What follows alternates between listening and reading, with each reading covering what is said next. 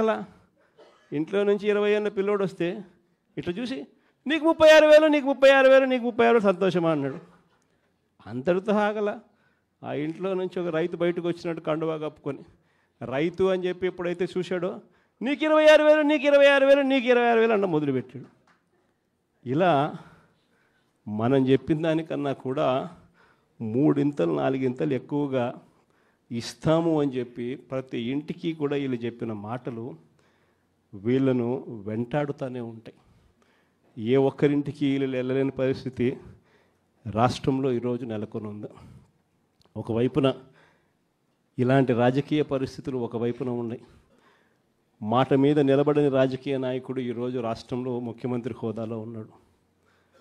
మాట ఇస్తే ఆ మాట తప్పడం కోసమే, ఆ మాట అంటే వెన్నుపోటు పొడవడమే అని చెప్పి డెఫినేషన్ ఇస్తూ రాజకీయాలు చేస్తూ ఉన్న వ్యక్తి ఈరోజు ముఖ్యమంత్రి స్థానంలో కూర్చొని ఉన్నాడు.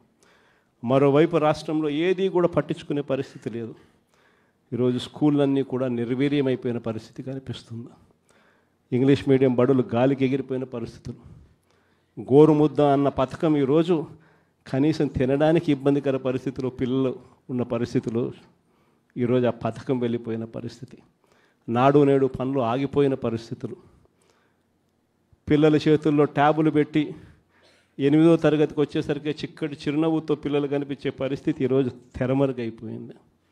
అమ్మఒడి అనే పథకంతో పిల్లలను ప్రోత్సహిస్తూ బడులకు పంపించే తల్లులకి ఈరోజు కనీసం పలకరించే పరిస్థితి కూడా లేని పరిస్థితిలో బడులు తయారయ్యాయి.